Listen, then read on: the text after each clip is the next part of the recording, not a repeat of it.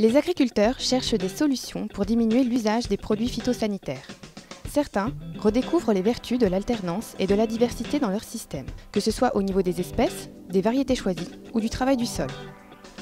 Cette pratique constitue un puissant levier pour prévenir et éviter les pressions des bioagresseurs.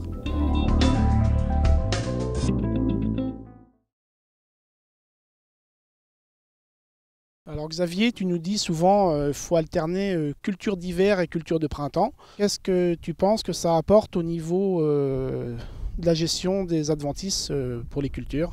Alors effectivement, le fait d'alterner culture d'hiver, culture de printemps, c'est peut-être sur les adventices que l'effet est le plus bénéfique. Puisque certaines mauvaises herbes, on appelle ça les adventices, ne germent que à l'automne et d'autres ne germent que au printemps. Je vais donner quelques exemples. Le vulpin, le régras, le géranium en dicotylédone ne lèvent qu'à l'automne. Et inversement, les panix, sétères, digitaires, renouées, kénopodes, morels ne lèvent qu'au printemps. Donc en alternant une fois culture d'hiver, une fois culture de printemps, eh bien en fait ça évite qu'il y ait un type de mauvaise herbe ultra dominant qui prend une grande ampleur systématiquement dans les champs. Et donc c'est beaucoup plus facile à maîtriser parce qu'on a tout simplement chaque année moins de chacune de ces mauvaises herbes-là et on en a moins une année sur deux. Je suis également des agriculteurs qui, pour leur choix à eux, ne font effectivement que des cultures d'automne, du blé, de l'orge, du colza. Et là, évidemment, on a un problème majeur qui arrive très rapidement, c'est les coûts de désherbage explosent. Une illustration, c'est que les coûts de désherbage chez les gens qui sont en assolement blé, orge, colza, on monte facilement à 60, 70, 100 euros de l'hectare, alors que toi, je crois que tu es toujours à moins de 50 euros très largement en blé, par exemple, depuis de nombreuses années.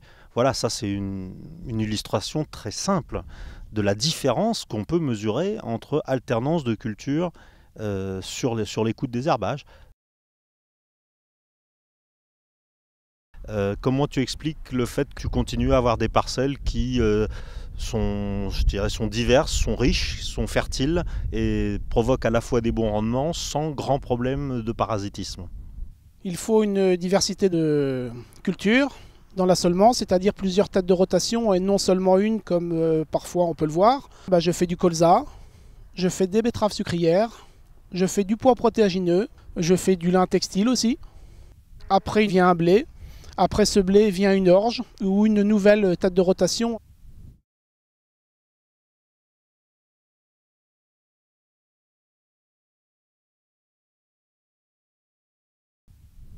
Oui, Xavier, souvent tu nous dis qu'il faut alterner labour et non labour. Pour quelles raisons il faut alterner? Ce qu'il faut, c'est toujours alterner les techniques quelles qu'elles soient, pour qu'aucun prédateur, ravageur, maladie ne se développe trop dans une situation et devient incontrôlable. Si on laboure toujours, on favorise certains types de mauvaises herbes. Si on ne laboure jamais, on a des mauvaises herbes qui prennent le pas parce que c'est celles qui prennent le dessus sur les autres. L'avantage d'alterner, mettons un labour une fois tous les 2, 3, 4 ans, c'est qu'on va enfouir profondément des mauvaises herbes qu'on ne reverra pas qui étaient en surface et ça laisse le temps de désherber plus facilement à moindre coût. Jean-Pierre, je vois que tu as planté une haie le long du chemin et de l'autre côté je vois une parcelle qui vient d'être récemment déchaumée comme on dit. Pour quelles raisons tu utilises ce type de technique et qu'est-ce que tu en espères en matière de lutte contre les ravageurs? J'ai déchaumé effectivement la parcelle où il y avait du lin que j'ai récolté cette année pour deux raisons. Pour la première, c'est que les graines de lin qui sont restées au sol ont repoussé. Donc comme je dois semer du blé, j'ai profité du temps sec pour passer un outil de déchaumage. Donc ça permet de travailler la terre pour semer mon blé. Mais ça permet aussi de lutter contre les limaces, c'est-à-dire de mettre les œufs des limaces à l'air, donc de diminuer la population de limaces. Mais aussi, ça permet aussi le lin qui était repoussé, qui meurt naturellement par le soleil, plutôt qu'utiliser un glyphosate avant de semer le blé.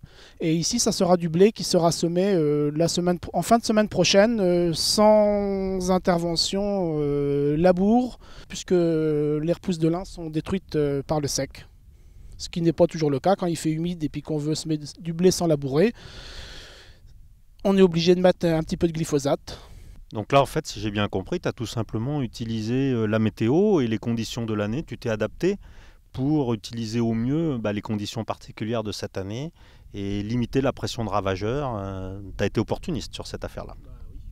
Une rotation diversifiée, l'alternance de cultures d'hiver et de printemps, du labour et du non-labour, constitue de puissants leviers agronomiques pour lutter contre les adventices et contrôler maladies et ravageurs.